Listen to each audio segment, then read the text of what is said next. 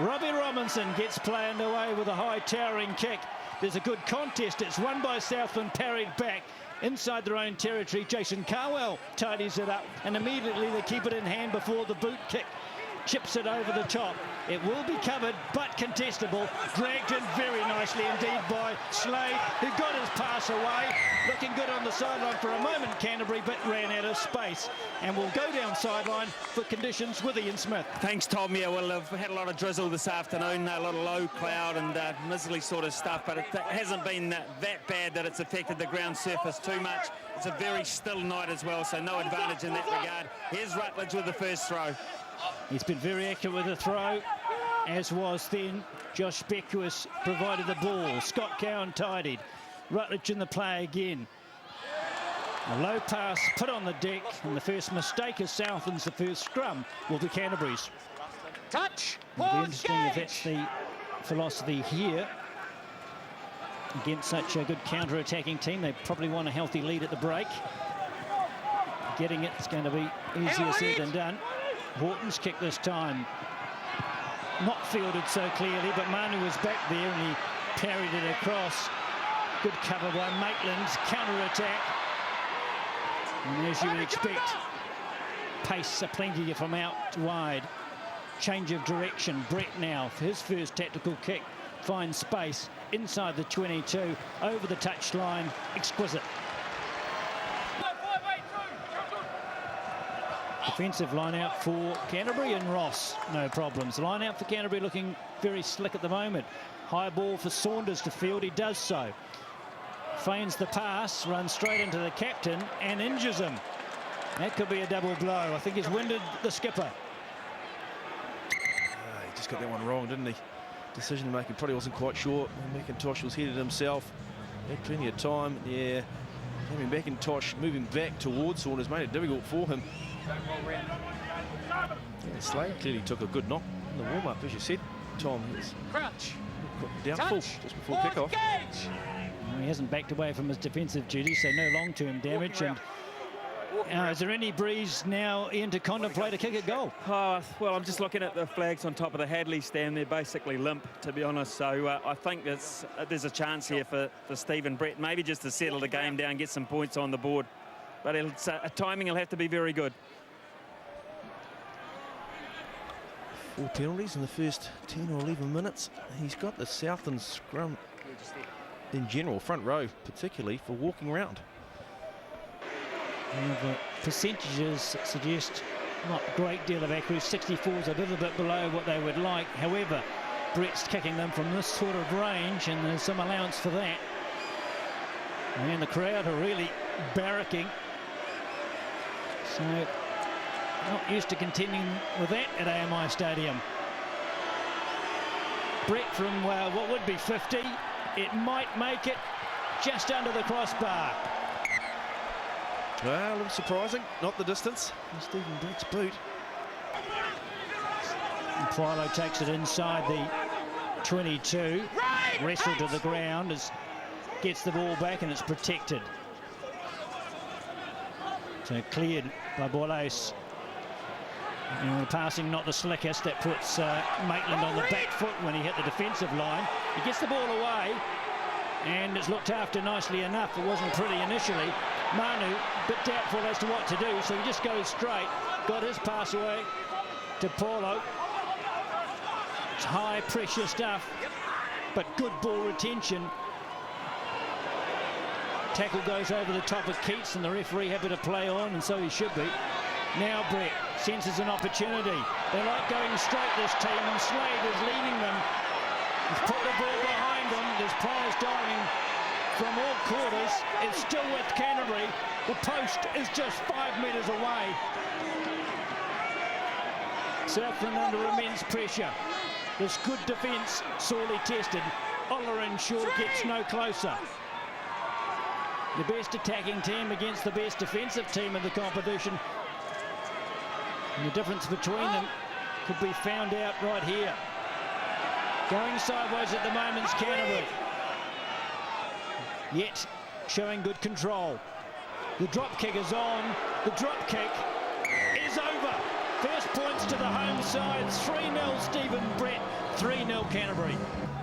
Canterbury at line-out time because it's been good. That's a bad throw. To get away with it, though, it was parried back, and Manu was up to the task, aware of the opportunity. 5 out. They're trying to get closer to the posts. Succeeding in doing so. Now the backs get a touch. No, Ross hasn't finished with the ball yet. He's held up off the ground. How strong is he? It'll be the question.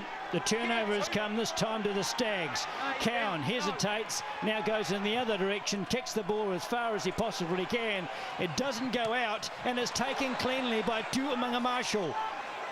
So that was not an easy task, carried out to perfection. Second drop kick coming to Brett, he pushes it to the left. Tamariki doesn't get his hands to the ball, so the claims for a knock-on are invalid. This kick is chaseable also, not taken well. Knock-on, Canterbury advantage, Southland, that advantage is over. Boys on the outside, taken in a tackle by Ross. He's not put on the deck as yet, and he recycles well, Tim Boys. Now Southland's best chance, that pass was flat. It was taken by Kunwayu. Referee had no problems allowing play to carry on. Here's Tuiniao, hauled to the ground. Canterbury think they've got a turnover. Canterbury have a turnover, but it's not legal. Stephen Brett on the ground, I think, playing the ball. 6, leave it. Stay up and get out. Oh, now that we look at this one. Might have been 19. Yes. Certainly he has hands on the ball. Colin Slade just misjudged this one, he really did. Nowhere near it. Tried to trap it, but lost total control. Southland initially, well, immediately really, saw that there was opportunity to go here. Tim Boys did well. Good strength, the whole ball. The opportunity was always going to be wide and left. I just wonder about this pass here from Saunders. A little bit too far, and it was poor, it was low as well, Kumayu. Well, normally a bit of a gift. The extra pressure, maybe not so. Seen a little bit of drizzle around too, so a few distractions, but you'd still think a leveller. And it is 3-all. Nearly 35 minutes gone, and a very happy Southland contingent. I feel sorry for you, JP. You're going to get a sore neck the way you were. But this is a chance again for Canterbury, because another kick's gone astray. Although the numbers have protected Southland's position, the ball goes safely into touch, and perhaps Canterbury will have one last foray at the Stags line. Let's have a look at this. Oh, Tiapolo is miles across the line. Crouch. Touch. Pause, engage. Up. Scrum good from Canterbury. Manu, one of the players of the day so far. Here's Brett accelerating. Here's the gap. It was a forward pass. Brett doesn't agree, neither does the crowd, but Pollock has made the call. And it's pretty well worked too. Got well on the front foot, Canterbury. It's not going to matter, as we see in the dummy runner was Crotty. No, it probably was forward as well. Well, a controversial note to end as far as Brett's concerned, but the score says 3-all Southland against Canterbury at the halftime break here at AMI Stadium. We'll be back with a very exciting second 40, I'm sure. Any change to those weather conditions? The rain looks to be heavier. Yeah, it's just set in, I think, so we're stuck with this for the next 40 minutes. It will be greasy, it could be a bit ugly at times, but as Rob Penny says, patience and converting opportunities. That's what will win this game. Here's Stephen Brett. Yes, the next 40 minutes determining Southland's future in this season. Canterbury know theirs. They're back here next week, next Friday night, for the first semi-final Air New Zealand Cup.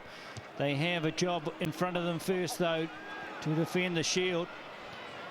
And Maitland puts the ball high.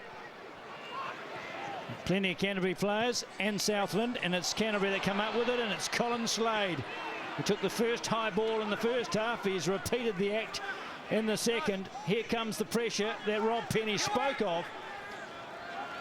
They applied it in the first half. They want to maintain it in the second. Shortage of numbers there.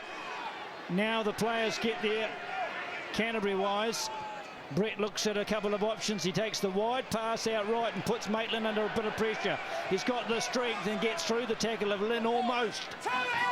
Still enough players there to ensure that Canterbury will present the ball to Keats. Made no progress though since that catch from Slade. Southland in that role of shoring up the defensive line quickly. There's a little probe on the short side. There's an inside pass in the offing. It's taken by Maitland. He keeps it in the field of play cleverly. Kunwau goes in, can't steal it for